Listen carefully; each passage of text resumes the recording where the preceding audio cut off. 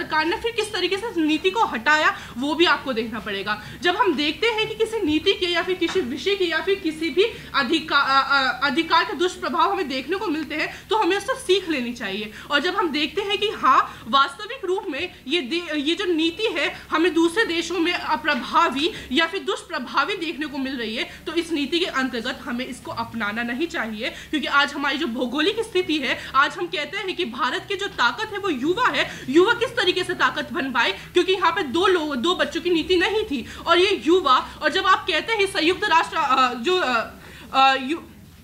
संयुक्त राज्य संघ है उसमें आपको परमानेंट मेंबर की बात करते हैं और फिर आप कहते हैं कि जो युवा है।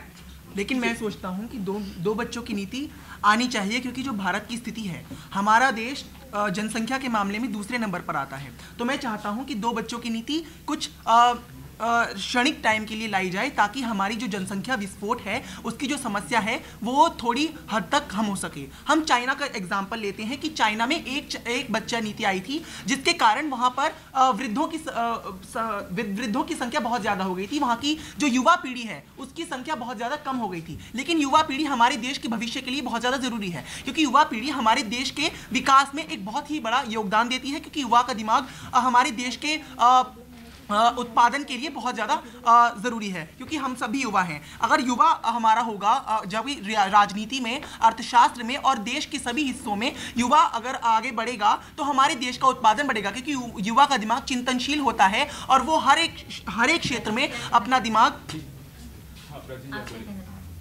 मैं जो हमारे सहयोगी बोल रहे हैं उनके विचारों को ही से मैं ताल्लुकात रखती हूँ और मैं इस बात का समर्थन करती हूँ कि भारत में दो बच्चों की नीति आनी चाहिए।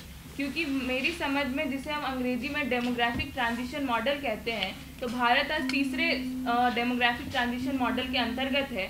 तो हमें एक ये बैलेंस बनाने की ज़रूरत है, क्योंकि हम देख सकते हैं कि भारत में संसाधनों की कमी है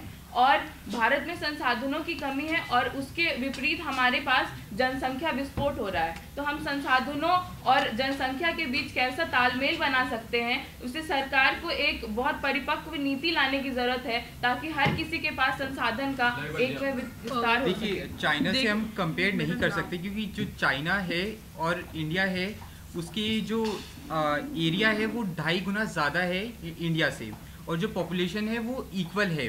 अब अगर इंडिया में जो पॉपुलेशन बहुत तेज़ी से बढ़ रही है, अगर वो इसी स्पीड से बढ़ती रही तो रिसोर्सेज ख़त्म हो जाएंगे। इंडिया के पास उतने रिसोर्सेज नहीं है, और जो अनएम्प्लॉयमेंट है वो बहुत ज़्यादा अभी भी बढ़ी हुई है हमारे देश में। अगर पॉपुलेशन को नहीं रोका गया किसी समय पे तो ये बहुत ज़्यादा बढ़ सकती है। और दो बच्चों की नीति सरकार भी बोलती है कि ये होनी चाहिए, ताकि सबको एक समान संसाधन मिल सके और जो हमारे पास रिसोर्सेज है उसको हम सही से यूटिलाइज कर सकें।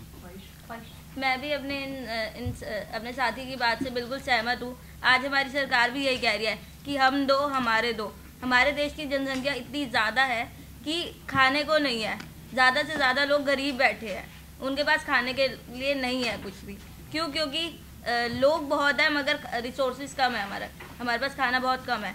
इसलिए अगर हम ये नीति अपनाएंगे तो लोगों को एम्प्लॉयमेंट भी मिलेगी और रिसोर्सेज भी अच्छे से यूज़ होंगे।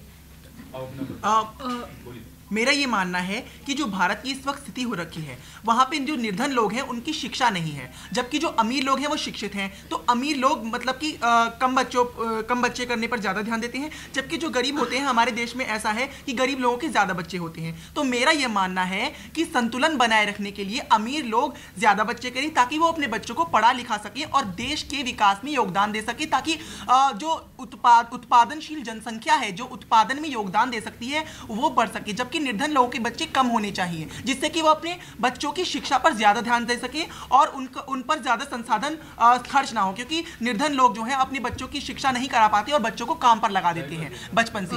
देखिए यहाँ पर जिस तरीके से 4 बिंदु है, उन 4 बिंदुओं को समझने की जरूरत है। पहले बात कही गई कि हमारे पास जनसंख्या का विस्फोट हो रहा है। देखिए जनसंख्या हमारी ताकत है और उस ताकत का किस तरीके से हमें उत्पादन में उसे ठीक तरीके से लगाना है, इसके लिए पॉलिसी लानी चाहिए, ना कि उस जनसंख्या को खत्म करने की पॉलिसी लानी चाहिए। फिर दूसरी बात ये कही गई कि हमारे पास संसाधन सीमित है, संसाधन नहीं है। जब भारत अर्थव्यवस्था में 5वें और 6ठे नंबर पर आती है तो इसका मतलब क्या है कि हमारे पास संसाधन है, लेकिन उन संसाधनों का समान वितरण नहीं हो पा रहा, या फिर वो संसाधन कुछ एक लोगों के पास नियंत्रित होकर रह गए हैं। अब हमें ये पॉलिसी लेकर आनी चाहिए कि किस तरीके से उन संसाधनों का समान वितरण करके लाया जाए, ना कि लोगों को खत्म करने की बात कही जाए। फिर कहा गया शिक्षा, जो शिक्षित है वो कम करते हैं और जो शिक्षित है ज्यादा करते हैं, इस वजह से। अब आप ये बताएं कि कौन सा पैमाना आप लेकर आएंगे कि आप ये कहेंगे ये अमीर है तो आप तो 10 कर लीजिए और ये गरीब है, नहीं आप गरीब है तो आप 1 करिए। ये जो अतार्किक जो बातें कही जा रही है समूह में, समझने वाली बात ये होगी।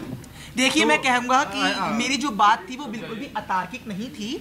जब अमीर लोग होंगे वो ज़्यादा बच्चे करेंगे तो मेरा ये मानना है कि वो अपने बच्चों की शिक्षा पर ज़्यादा ध्यान दे पाएंगे, जिससे कि हमारे देश की जो उत्पादनशील जनसंख्या है उसका विस्तार होगा और हमारा देश विश्व पटल पर अग्रणी होगा और हमारा देश जो विश्व की अर्थव्यवस्थाएं, जो विकासशील अर्थव्यवस्थाएं, उस पर पहले नंबर पर भी आ सकता है। मेरा ये मानना था। अगर आप पैमाने की बात कह रहे हैं कि हम अमीर लोगों को कैसे पहचानेंगे, तो ज़रूरी नहीं है कि हमें अमीर लोगों को पहचानना ही पड़े। देखिए, दो बातें हैं। आपने 5वें और 6ठे नंबर की बात की जीडीपी की, तो अगर आपको पता होगा फ्रांस की इकोनॉमी कितनी बड़ी है और जनसंख्या कितनी कम है वहाँ पे।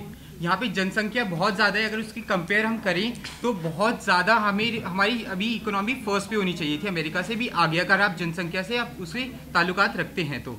और आपने बात की कि अमीर और गरीब के बीच अमीर ज़्यादा बच्चे करे, गरीब कम बच्चे करे, तो ये हमारी सोसाइटी में एक और विभाजन करने वाली बात हो जाएगी और ये पॉसिबल नहीं हो पाएगा।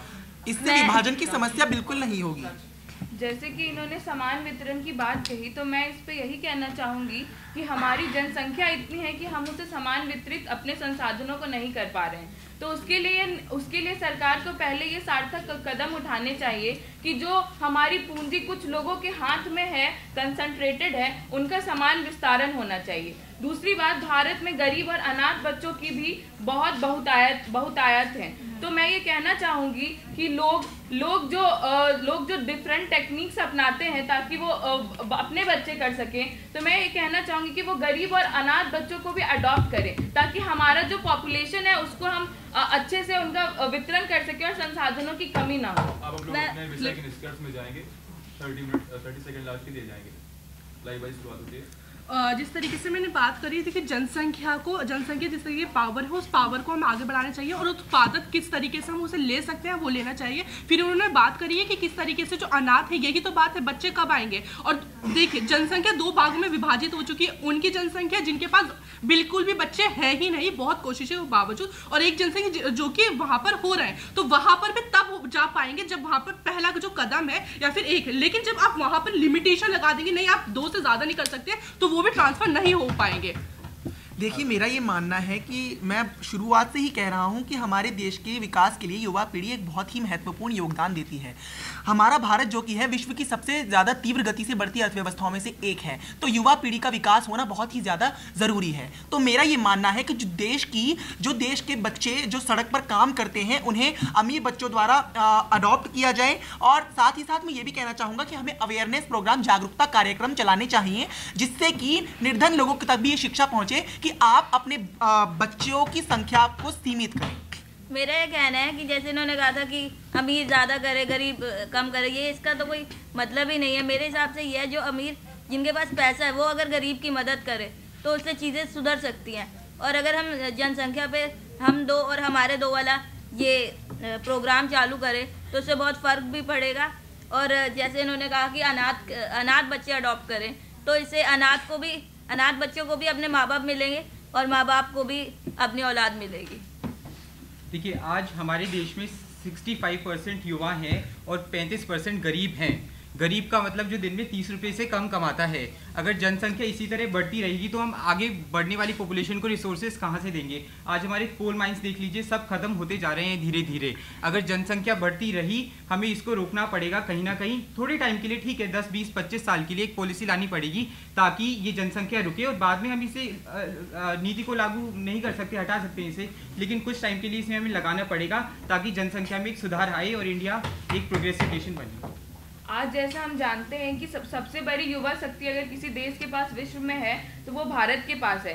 तो सरकार को ये करना चाहिए, और मेरा अपना मानना भी है कि पहले हम उस युवा शक्ति का as a human resource potential use करें, और जब हम भारत को एक ऐसी स्थिति पे लेके आ सके जहां समान वितरण हो चुका हो, तब हम वापस से इस नीति को हटा दें। बट अभी के लिए मैं ये कहना चाहूँगी कि भारत में 2 बच्चों की नीति आनी अति आवश्यक है, ताकि हम भारत को विकासशील देशों की श्रेणी से लेके विकसित देशों की श्रेणी में पहुँचा सकें। बहुत अच्छा